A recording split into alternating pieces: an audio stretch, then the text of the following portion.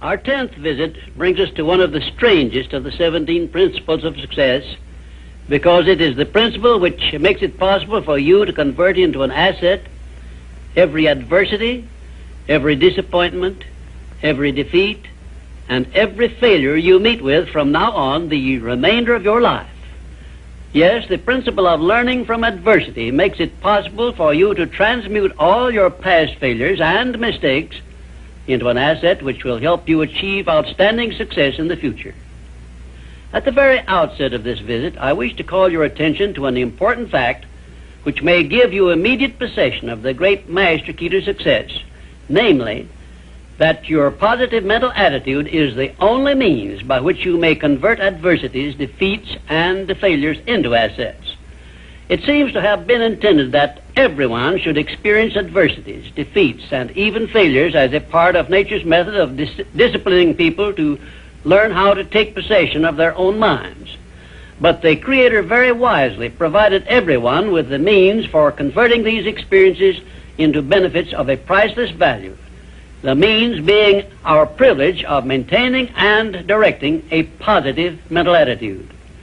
Despite the benefits which we may get from adversities and unpleasant experiences of every nature, no one desires to meet with these experiences. Once you learn that adversities can be made to pay dividends, you will acquire the habit of looking for that seed of an equivalent benefit in each such experience with which you meet. My first illustration concerns a man of whom you may have heard, and I have no doubt you have eaten some of the food which he produced and marketed throughout the nation as a result of an adversity which would have stopped most men cold. The man was Milo C. Jones, who owned a small farm near Fort Atkinson, Wisconsin, on which he made only a fair living until he was stricken down with double paralysis, which deprived him of every portion of his body except his brain. In this hour of his greatest adversity, Milo C. Jones used his mind, took possession of it for the first time in his life, perhaps, and out of that mind came the idea of raising hogs and converting them into little pig sausage. And on that same farm, where previous to that adversity he made only a mere living, he found the seed of an equivalent benefit that compensated him for the loss of the use of his body and lived to see little pig sausage yield him a huge fortune. Isn't it strange that so often people have to be cut down by failure and defeat before they learn that they have minds capable of mastering all of their problems? My next illustration is based on an adversity of a man whom we all know because he was President of the United States, and his name was Franklin D. Roosevelt, who was stricken in the prime of his life with polio, which destroyed the use of his legs.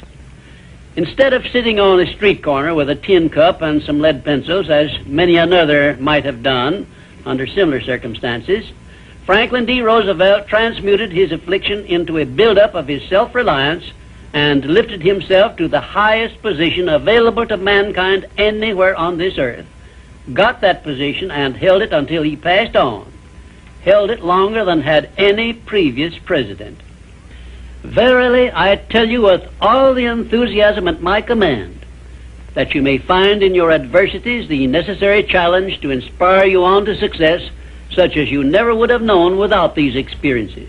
Right here, may I remind you of the great importance of following the principle of a positive mental attitude, because this is the principle you will need most in converting unpleasant experiences into assets. My next illustration involves a very intimate personal experience of my own, which began when my mother passed on.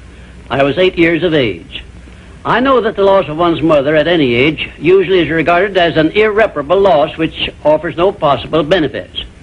But even in the loss of loved ones, we may find that there is a seed of an equivalent benefit. I found that seed in one of the most wonderful persons I have ever known when my father brought home my new mother. It was she who inspired me to prepare myself for the opportunity I was to receive later in life when I met Andrew Carnegie and received from him the commission to organize the world's first practical philosophy of personal success. Had it not been for the loss of my mother, I would not now be having this visit with you, and my books would not now be serving to help millions of people throughout the world to find their places in life. Nothing is ever so bad or so unpleasant that it may not yield some benefit if we keep a positive mental attitude toward the experience and make it a habit to look for that seed of an equivalent benefit. This, of course, involves the application of that important success principle, personal initiative. Now I come to an illustration which involves our great American way of life and all the personal freedom and opportunities we enjoy under our way of life. And it begins with our defeat of the British in 1778.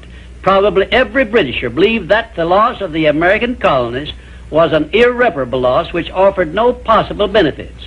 Yet you and I know that if we had not defeated the British and made ourselves rich and powerful, the British Empire probably would have been wiped out in World Wars I or II. We know also that although the British Empire survived those two wars, it was our financial help which saved the British from starvation and bankruptcy. So, today, every Britisher should give thanks for the defeat of Lord Cornwallis's armistice, because that defeat finally became the means of survival of the British Empire. My next illustration brings us face to face with an adversity which involves you and I and every other person now living.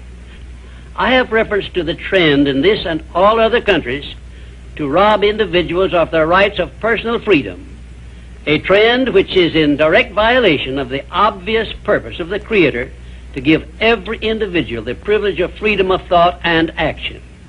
There is something definite you and I can do about this common trend to rob us of our rights of personal freedom. We cannot turn it back entirely by our individual efforts, but we can and we should do something about it where it affects us individually and where we know what we can do and how we can do it. Of course you will ask, what can I do to influence a world trend? And I shall answer by saying there is something definite that you can do. You can refuse to accept this common trend and take full possession of your own mind, thus fulfilling your personal responsibility to your Creator. Remember those two sealed envelopes I mentioned in a previous visit. One of them is labeled riches you may enjoy by taking possession of your own mind. Very well, you have a responsibility to yourself, your loved ones, your Creator, to take possession of your own mind and to direct it to ends of your own choice. This responsibility is yours and no one else can rob you of it or fulfill it for you. You also have a responsibility to your country, which has given you our great American way of life. Our great system of free enterprise, which is so designed as to provide one with every possible motive for taking possession of his own mind and writing his own ticket in life.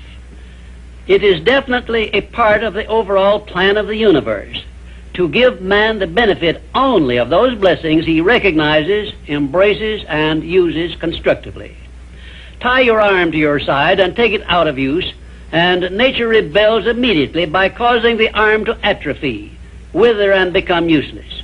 Neglect to keep in contact with your friends and cultivate them, and you lose them. Show indifference to the patrons from whom you earn your living, or the employer who pays your wages, and very soon you find yourself without a market for your services. It is an inevitable law of nature that you lose that which you do not use.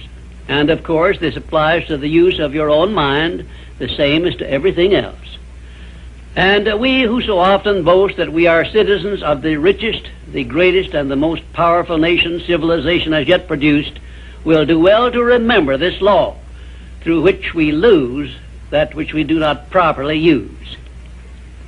In this visit, I have brought you what may be a surprise, or even a shock, by introducing this great principle of profiting by adversity. If you are ready for this principle, you will embrace it at once, and never again, as long as you live, will you brood over unpleasant experiences without knowing full well that your efforts could be better employed by searching for that seed of an equivalent benefit which is available in those experiences. Now, before I conclude this visit, I shall give you this assignment which, if you carry it out sincerely, may well bring you a new birth of opportunity such as you never dreamed of experiencing. Go back into your past experiences, study each adversity and failure you may have experienced, and look for that seed of an equivalent benefit you had not before discovered, and you may find yourself richer than you believed yourself to be. And now, until our next visit, just remember, nothing can be called failure until you accept it as such.